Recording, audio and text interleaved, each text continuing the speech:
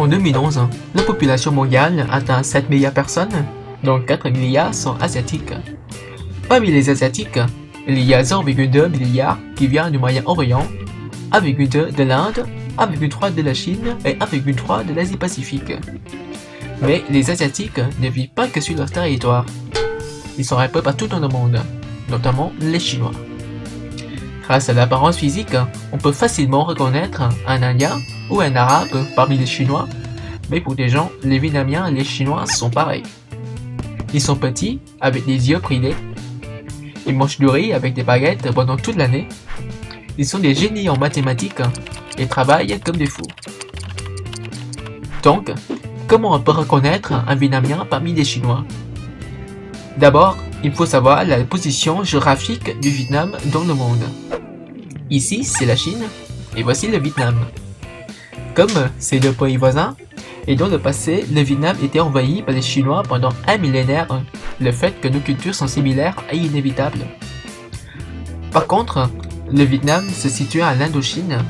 Il est devenu le centre culturel de l'Asie dans le passé, et notre culture était le mixte entre la culture indienne et celle de la Chine. On parle le langage, qui est de la même famille que les Thaïlandais, mais une autre écriture s'est basée sur les caractères chinois. On appelle cette méthode d'écriture le nom. Le nom est une sorte de l'écriture très particulière. On utilise la prononciation des sinogrammes pour en exprimer le sens en vietnamien. Voici le mot que l'on écrit en chinois, ça se prononce mot. En cantonais, ça veut dire ne pas, mais en vietnamien, cette prononciation signifie le chiffre 1. Cette méthode d'écriture existe aussi dans les autres pays voisins de la Chine, par exemple la Corée et le Japon. Comme vous le savez, actuellement les Coréens et les Japonais écrivent encore en sinogrammes, mais nous les Vietnamiens on ne l'utilise plus. Pourquoi? Après une période de 900 ans d'indépendance vis-à-vis de la Chine, notre culture a été influencée ensuite par celle de l'Occident, à cause de la colonisation française. C'est à cette époque où l'on voit apparaître le Quốc ngữ, la romanisation du langage vietnamien, qui a été développé en 1651 par un missionnaire chrétien français, Alexandre de Rhodes. Le principe se base sur l'alphabet standard, en inventant de nouveaux glyphes et en supprimant ceux dont on n'a pas besoin. Avec cette méthode, l'alphabet vietnamien contient 29 lettres avec 17 consonnes et 12 voyelles et 8 digrammes. Pour exprimer les 6 tons dans le vocabulaire vietnamien, on a ajouté les accents sur les voyelles. L'accent aigu pour le ton haut, le tin pour le ton haut mélodique, rien pour le ton neutre, le crochet en chef pour le ton bas mélodique, l'accent grave pour le ton bas descendant et le point souscrit pour le ton parlotant. On reprend l'exemple précédent.